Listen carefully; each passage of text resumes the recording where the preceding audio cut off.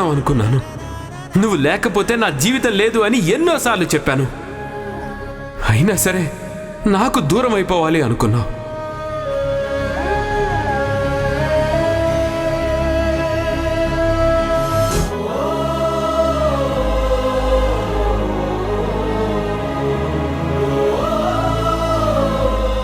ఇంకెప్పుడు మన జీవితంలో మనల్ని ఎవ్వరూ వేరు చేయలేరు చంద్రిక. మనిద్దరం కలిసే బ్రతుకుదాం, చావులో కూడా కలిసే ఉందాం. ఏంటండి, ఎందుకు నాకింత అన్యాయం చేశారు? నాతో కలిసి నిండు నూరేళ్లు కలిసి నడుస్తాను అని చెప్పారుగా. ఒక్క క్షణమైనా నాకు దూరం కాను అని మాటిచ్చారు. కానీ ఇలా దూరం అయిపోయారేంటండి? నన్ను ఇలా ఒంటరిదాన్ని చేసి మీ దారి మీరు చూసుకుని వెళ్ళిపోతారా?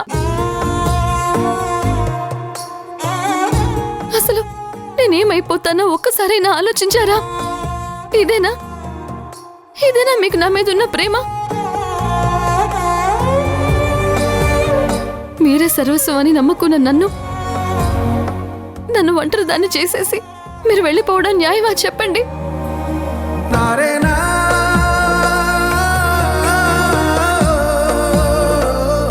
చంద్రిక, చూడమ్మా, జరిగిందేదో జరిగిపోయింది.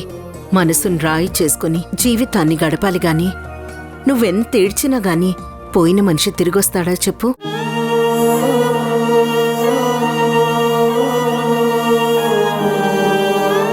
చూడమ్మా, నువ్విలా కన్నీళ్లు పెట్టుకుంటూ ఉంటే వాడి ఆత్మ శాంతించదు.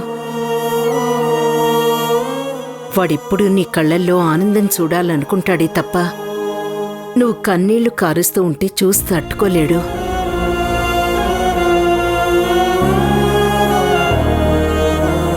నిజంగా భరత్ మీద నీకు ప్రేముంటే నువ్వు సంతోషంగా కనిపించాలి గాని ఇలా ఏడుస్తూ కనిపించకూడదు. ఏంటత్తయ్యా సంతోషమా? సంతోషం ఎక్కడి నుంచి వస్తుంది అత్తయ్య?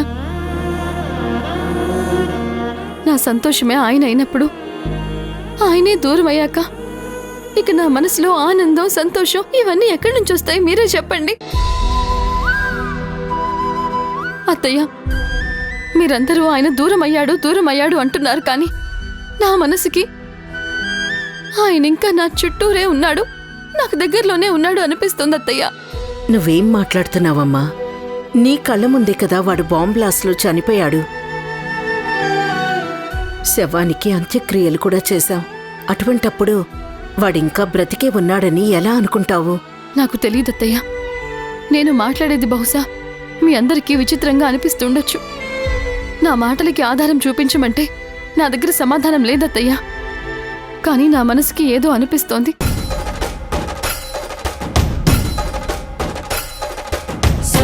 ఆయన నాకు దగ్గరలోనే ఉన్నారత్తయ్య. ఈ పంచభూతాల్లోనే ఆయన ఎక్కడో తిరుగుతూ ఉన్నారు. నేను పీల్చే గాలి, నా ఊపిరి ఆయనకి తగులుతూ ఉంది. ఆయన నా చుట్టూనే తిరుగుతున్నట్టు, నా కోసం వెతుకుతున్నట్టు, నా పక్కనే ఉన్నట్టు నాకెందుకు అనిపిస్తోంది అత్తయ్య. భరత్ మీద నీకున్న ప్రేమ వల్ల నీ మనసుకు అలా అనిపిస్తుంది. అంతేగాని భరత్ ప్రాణాలతో లేడు. మరి నా ప్రాణం కూడా పోవాలి కదత్తయ్య. చంద్రిక, నిజమే అత్తయ్య. నా మాటలు మీకు విచిత్రంగా అనిపించొచ్చు, కానీ ఒకటి మాత్రం నిజం. నేను ఆయన లేకుండా బ్రతకలేను.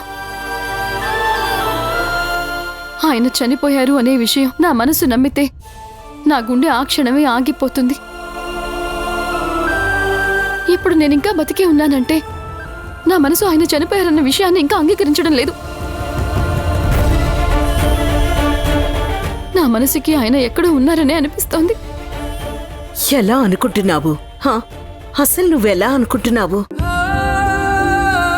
నీ కళ్ళ ముందే వాడు మాడి మసైపోయాడు. వాడు బ్రతికి లేడు, చనిపోయాడు. డెత్ సర్టిఫికెట్ కూడా ఇచ్చారు కదా. నీ కళ్ళ ముందు ఇన్ని కనిపిస్తూ ఉంటే ఇంకా వాడు బ్రతికే ఉన్నాడని అనటం మూర్ఖత్వమే అవుతుంది. నాకదంతా తెలీదత్తయ్య. మీరు అన్న ప్రతి మాట నిజమే, కానీ నేను మాత్రం నమ్మలేకపోతున్నానత్తయ్య. ఆయన ఎక్కడో ఒక చోట ప్రాణాలతో ఉన్నారు, ఏదో ఒక రోజు నాకు కనిపిస్తారు అని పిచ్చి ఆలోచనలు నా మనసుని వెంటాడుతూ ఉన్నాయి. నిజంగా నువ్వు అనుకున్నట్టు జరిగితే మనంత అదృష్టవంతులు ఈ ప్రపంచంలో ఇంకెవ్వరూ ఉండరమ్మా. కానీ ఇది అబద్ధం, జరిగేది కాదు. ఇది కేవలం కళ. కళ. భరత్ లేడు, వాడు తిరిగి రాడు. అత్తయ్య,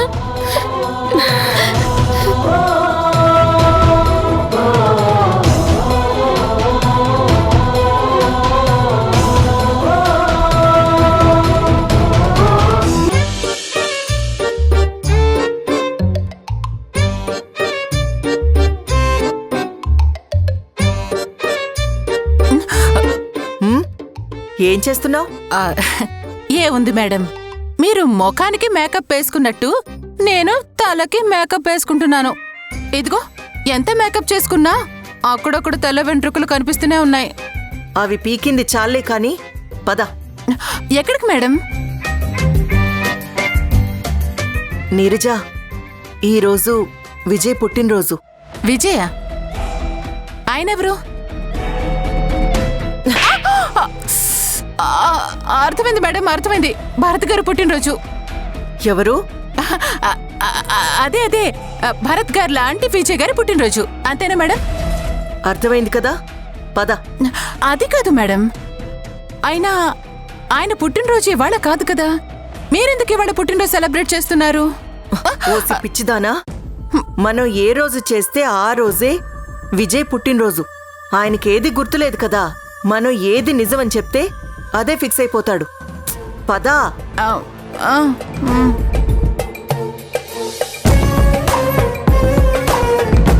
విజయ్, విజయ్, త్వరగా రా విజయ్. ఏంటి రుద్ర? విజయ్, ఈరోజు నీ బర్త్డే, కేక్ కట్ చేద్దుగాన్రా. నా బర్త్డేనా ఇవాళ? అవును విజయ్, ఈరోజు నీ బర్త్డే, నీకు గుర్తులేదా?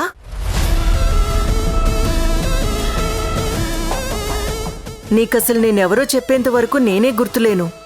ఇప్పుడు నీ బర్త్డే ఏం గుర్తుంటుంది చెప్పు?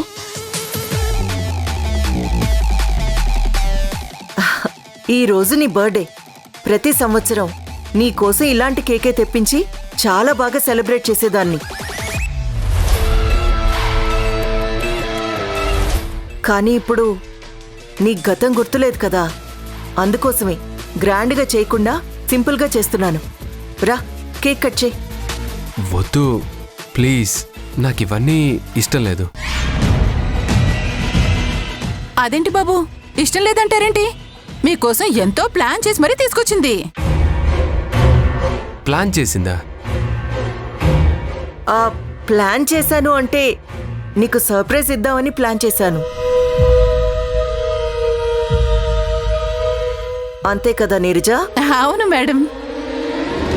విజయ్, కేక్ కట్ చేయరా. వద్దని చెప్తున్నాను కదా, నాకు నిజంగా మూడ్ లేదు. నాకెందుకో ఇదంతా ఇష్టం లేదు. నన్ను వదిలే ప్లీజ్. చూడు విజయ్, నువ్వు ఎప్పుడు చూసినా అలా డల్గా ఉంటున్నావు. నువ్వు అలా డల్గా ఉండడం నాకు నచ్చట్లేదు.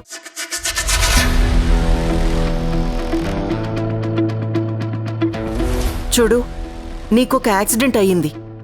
దాని నుంచి ఇప్పుడే బయటపడ్డావు. నువ్వు అందరిలో కలిసిపోతూ ఉంటే తొందరలోనే రికవర్ అవుతావు. ఇలా నువ్వు ఒంటరిగా కూర్చుని బాధపడుతుంటే ఎలా చెప్పు? దా, ఈరోజు హ్యాపీగా కేక్ కట్ చేయి. ఈరోజు నీ బర్త్డే కదా. నువ్వు చాలా హ్యాపీగా ఉండాలి. రా, కేక్ కట్ చేద్దుగాని. రా నీరజ, వెలిగించు.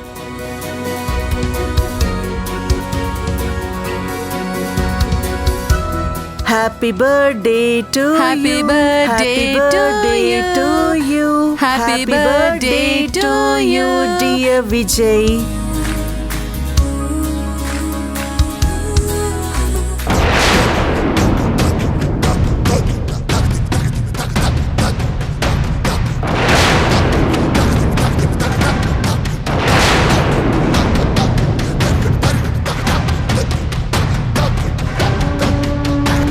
కట్ చే విజయ్.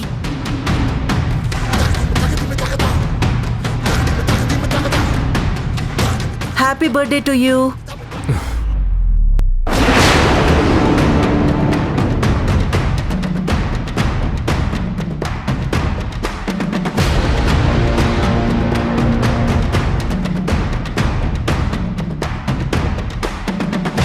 ఏంటి విజయ్, ఏమైంది? ఎందుకిలా తోసేస్తున్నావు? ఏమో నాకు తెలియట్లేదు, కానీ నువ్విలా దగ్గరకు వస్తుంటే నాకు చాలా అనీజీగా ఉంది.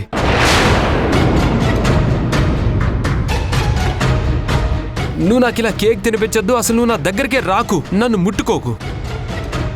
ఏం మాట్లాడుతున్నావు విజయ్? నన్ను దగ్గరికి రావద్దంటావేంటి? నేను నీ భార్యని. భార్యని ఎవరైనా ఇలా అంటారా? ఏమో అదంతా నాకు తెలియదు, కానీ నువ్వు నా దగ్గరకు వచ్చి నాతో మాట్లాడుతూ నన్ను టచ్ చేస్తూ ఉంటే ఎవరో పరాయి స్త్రీ నన్ను టచ్ చేస్తున్న ఫీలింగ్ కలుగుతోంది.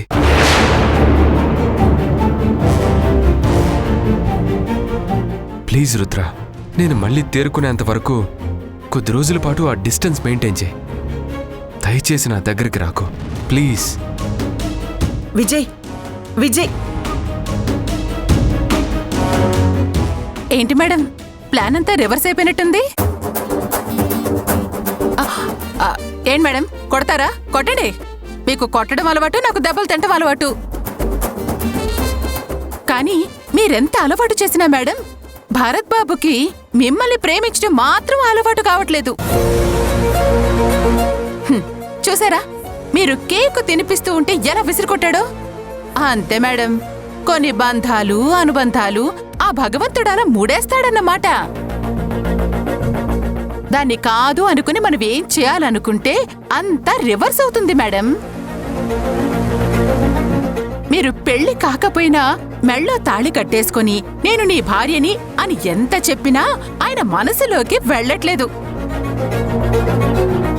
ఆ చంద్రిక దూరంగా ఉన్నా సరే, భరత్ బాబు మనసులో మాత్రం ఇంకా తన గురించిన ఆలోచనలు వస్తూనే ఉన్నాయి. అది మేడం బంధం అంటే. దాని గురించి మీకు తెలీదు, చెప్పినా అర్థం కాదు. బలవంతంగా ఏదో చేసేద్దాం అనుకుంటారు, చివరికి ఏమైందో చూసారుగా.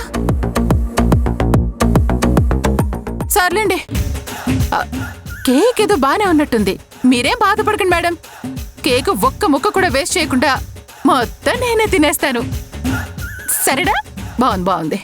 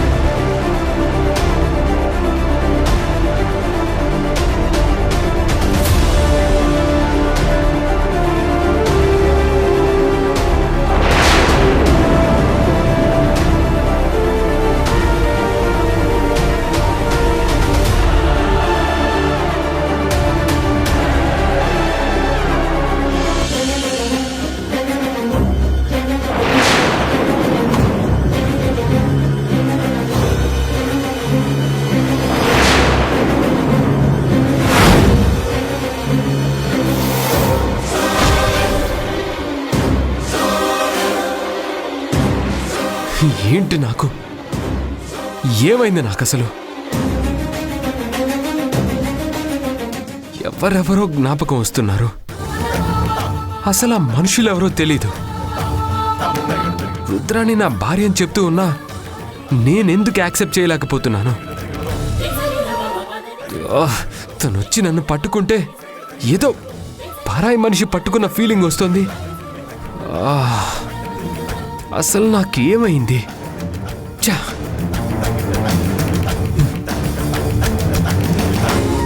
రుద్రాని ప్రేమించి పెళ్లి చేసుకున్నావు అని చెప్తుంది కదా. నీరజ్ గారి దగ్గరుండి పెళ్లి చేసావని చెప్తున్నారు కదా. ఎన్ని చెప్తున్నా నేనెందుకు తనని దూరం పెడుతున్నాను?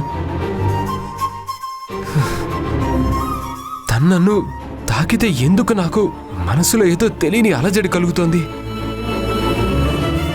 ఆ, ఛ, అసలు ఏమైంది? నా గతమేంటి? ఇప్పుడు నేనున్నదంతా కరెక్టేనా? ఎందుకు నేను ఇంట్లో అడ్జస్ట్ కాలేకపోతున్నాను? ఈ పరిసరాలు నేను ఎందుకు డైజెస్ట్ చేసుకోలేకపోతున్నానో తెలుసుకోవాలి.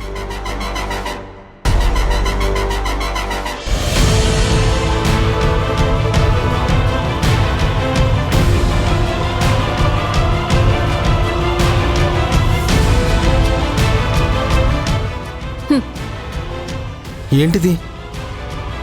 నా రెసిగ్నేషన్ లెటర్.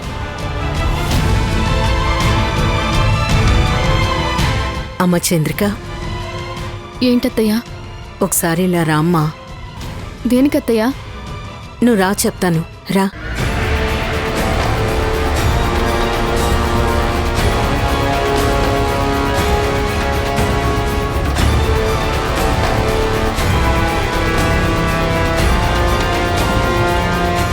నమస్కారం అమ్మా. నమస్కారం అండి. మీరేంటి ఇలా వచ్చారు? మీ విషయంలో మా మావయ్య చేసింది తప్పేనండి, కానీ ఆయన ఇంటెన్షన్ మిమ్మల్ని ఇబ్బంది పెట్టాలని కాదు. అనుకోకుండా నువ్వు ఉండలుడు, నేను మాట్లాడతాను కదా. అమ్మా, పెద్దవాడినైనా మీకు చేతులెత్తి దండం పెడుతున్నాను. నేను చేసింది తప్పే, నన్ను క్షమించమ్మా.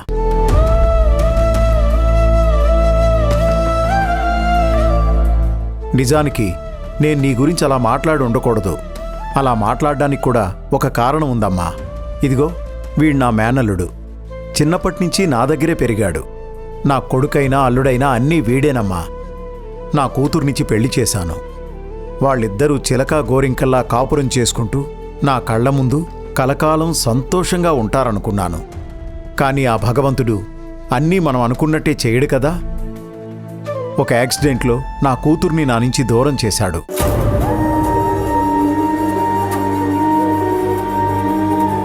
ఆ తర్వాత నుంచి మా అల్లుణ్ణి మామూలు స్థితికి తీసుకురావడానికి నేను చాలా కష్టపడ్డాను.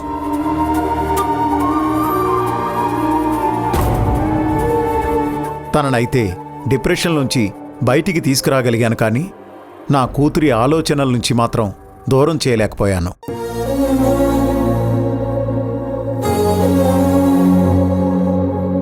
నా కళ్ళ ముందు నా కన్నబిడ్డని పోగొట్టుకున్నాను. ఇప్పుడు నా అల్లుణ్ణి కూడా పోగొట్టుకోలేను కదా.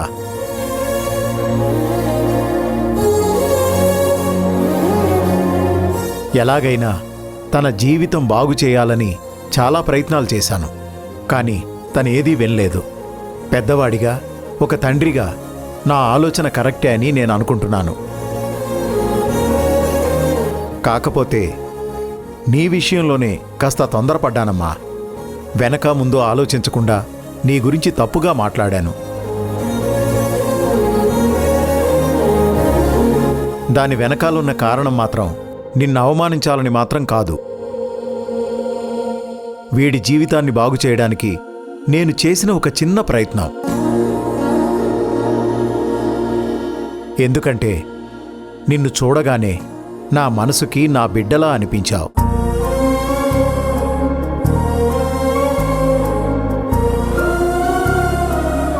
నేను కూడా ఏదో కావాలనా మాట అనలేదమ్మా. కనీసం వాడి ఆలోచన ధోరణి ఇప్పుడు ఎలా ఉందో తెలుసుకోవాలని గబుక్కు నీ గురించి మాట్లాడాను. ఆ క్షణంలో నీ యొక్క ఆత్మాభిమానాన్ని దెబ్బతీస్తున్నట్టుగా నేను భావించలేదమ్మా. ఆ ఆలోచనే నాకు రాలేదు.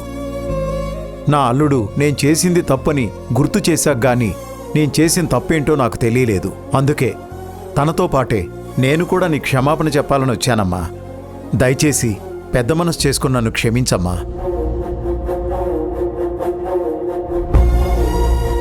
చంద్రిక గారు, మా ఆఫీస్లో ఏది జరిగినా దానికి పూర్తి బాధ్యత నాది.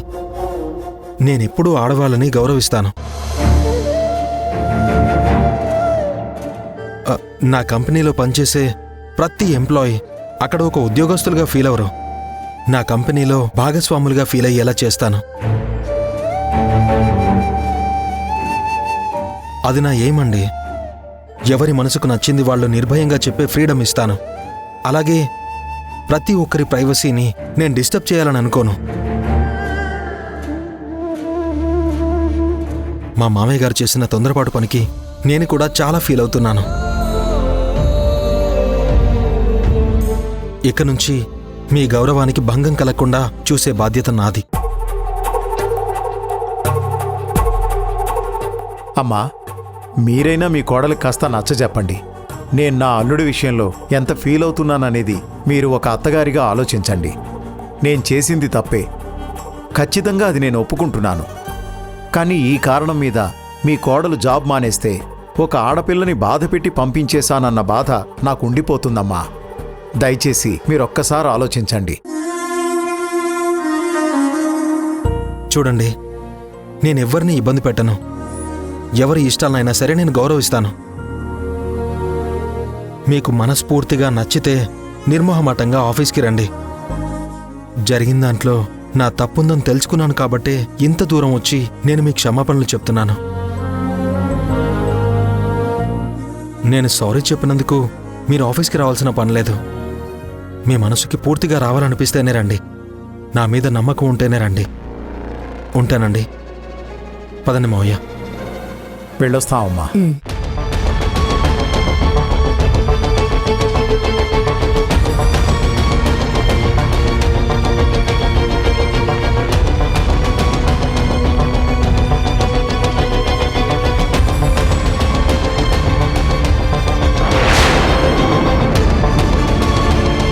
రుద్రాణి, అసలు నువ్వేనా? ఏంటిలా మొత్తం మారిపోయావు? మెళ్ళో తాళి, నుదుట నా బొట్టు, ఏంటి పెళ్ళైందా? మొన్ననే పెళ్ళయింది. ఆ రోజు మీకు చెప్పాను కదా. ఇంతకీ మీ హస్బెండ్ని మాకు పరిచయం చేయవా?